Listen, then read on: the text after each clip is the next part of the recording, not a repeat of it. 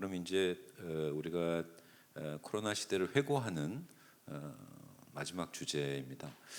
그 부정적인 여러 가지 양상들 그리고 그동안의 노력들을 이렇게 말씀해 주셨는데 이거를 통해서 아마 그 여러 가지의 새로운 가능성들을 아마 이제 엿보신 분들도 많이 있으실 것 같아요. 이번에는 이제 코로나 시대를 회고하면서 우리가 이제 새롭게 발견하는 어떤 긍정적인 가능성을 중심으로 제가 좀 말씀을 청해 듣겠습니다. 먼저 유동현 교수님께서 좀 말씀을 이렇게 열어주시면 어떨까 싶습니다. 그 이제 비포하고 애프터 코로나 이런 논의를 하지만 실제로는 이제 이전에 다 있던 현상들이죠. 근데 코로나로 촉발되면서 우리가 이제 언어에서 더라는 단어를 쓴 거죠. 더 뭐가 됐다, 더 강화됐다 이런 개념으로 볼 수가 있죠. 뭐 점심 드셨으니까 그 불판이 바뀐 거죠.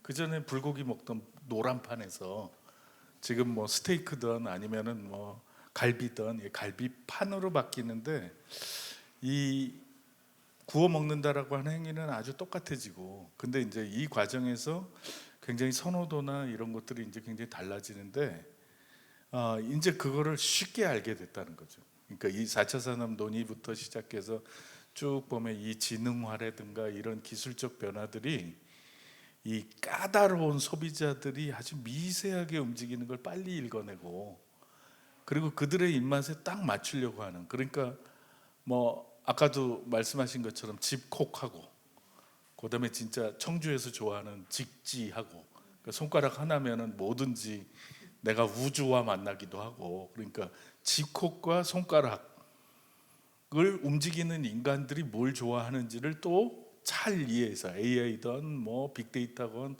총동원해서, 그리고 거기에 큐레이션을 거는 거죠. 일종의 추천하고. 그러니까 이제 콘텐츠 기획자들이나 이렇게 소재를 선택할 때 이제 여기다가 뭘 탈지, 그러니까 어떤 소재의 절대적인 강세가 아니라, 우리가 무슨 뭐 킹덤이라든가 이러면 전통문화 연구자들은 킹덤 전통문화 소재 이러지만, 실제로 보면은 거기 좀비니 뭐 다른 것들이 있고, 그다음에 전통적인 장르 안에서도 뭐 어떤 플롯이 더 강화되고 폭력성이 강화되거나 뭐 하는, 그리고 이제 템포도 달라지고 하는 것들에 적응이 생기는 거죠. 근데 이런 선호를 어떻게 우리가 이제 각각의 장르에서 어떻게 이해할 것인가 하는 게 또 중요하고, 근데 이제 이 상황에서 굉장히 좋은 현상은 뭐냐면, 이걸 한마디로 요약하면 더 강화됐는데 나만의 콘텐츠를 좋아한다는 거죠.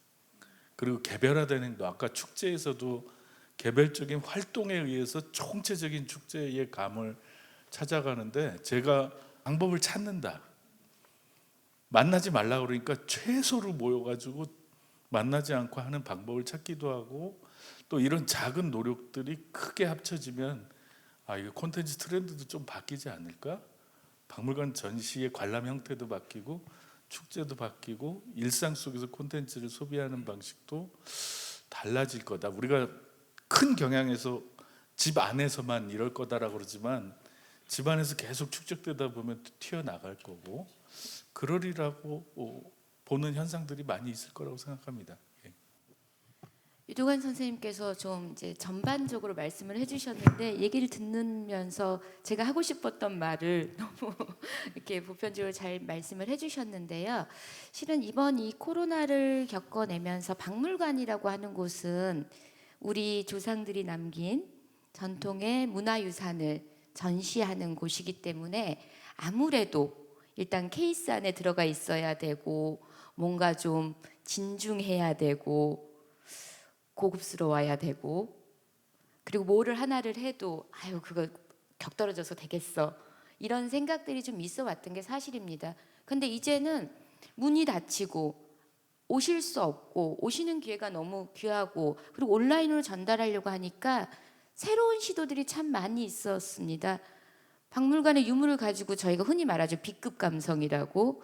굉장히 이거는 많이 쓰는 말이니까 병맛 나는 그런 컨텐츠를 제공도 해서 박물관에 흥미를 불러일으키기도 하고, 그리고 제가 아까 말씀드렸다시피 향기도 입혀보고, 그다음에 의뢰의 박물관이면 뭔가 그 같이 가야 되는 예술도 같은 게 있었거든요.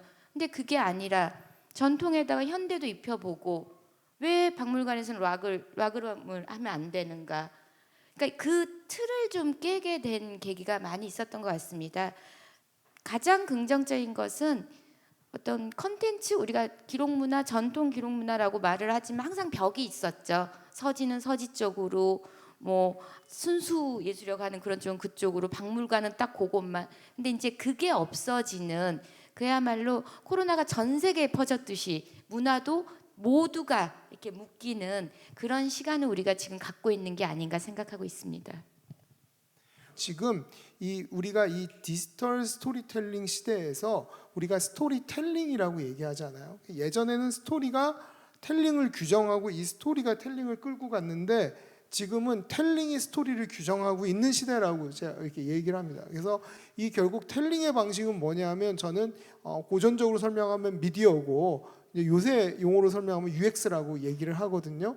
UX를 통해서 사용자 경험이 어떻게 축적이 되느냐에 따라서 스토리 자체가 완전히 변화하고 있고, 그 가장 앞단에서 계속 변화하는 스토리들을 만들어내고 있는 게 웹소설과 웹툰이 계속 앞단에 서서 만들어 나가고 있고, 그리고 그러한 변화 양상이 이 약 2년간의 코로나 시대에 보편적으로 다른 콘텐츠들을 소비할 때도, 즉 영화 콘텐츠나 드라마 콘텐츠를 소비할 때도, 예전에 내가 그 결심을 하고 그런 거죠. 요새 듄 봐야지, 제 동네 사람들 그런 사람들 많거든요.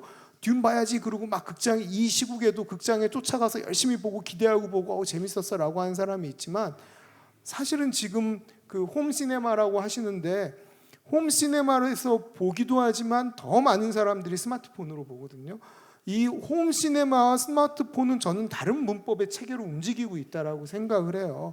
결국 제가 드리고 싶은 얘기는 뭐냐면, 웹툰과 웹소설에서 앞서서 시도를 했던 텔링이 바꿔놓은 스토리의 구조가 다른 콘텐츠들에서도, 다른 매체에서도 빠르게 코로나 시대에 적용되고 있다라고 하는 부분이고, 어떤 더 새로운 가능성들이 열리냐면, 예전에는 야 그게 말이 안 되는 얘기잖아 라고 얘기했던 전기적 상상력이 지금 우리 시대에는 굉장히 보편적인 상상력으로 가동되고 있다라고 하는 얘기가, 어떻게 보면 이 여러 가지 국화 콘텐츠나 콘텐츠를 고민하는 분들이 같이 좀 들여다봐야 되는 지점이 아닌가라고 생각하고 있습니다.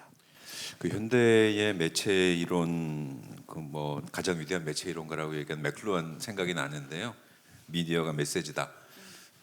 그 말이 이번 코로나 시대만큼 우리에게 실감나게 다가오는 건 없는 것 같습니다. 자, 그럼 이제 안남일 교수님께 말씀.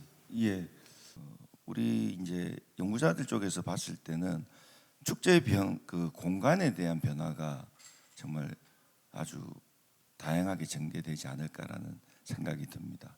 그것은 그동안은 축제가 정말 외형적으로 굉장히 대규모화되었었고, 겉으로 드러나는 어떤 수치적인 것들, 그런 것들이 굉장히 그 영향이 컸었는데, 그런 일련의 모든 것들이 다 어떤 등급과 관련된 것과 맞물려 있었거든요. 이제 그런 좀 뭐 잘못됐다고 해야 되나요? 또 뭐 관행적이라고 해야 될까? 그런 것들 때문에 다 그 발생한 거라고 판단이 되기 때문에, 그런 부분에서 조금 많은 부분 개선이 되지 않을까.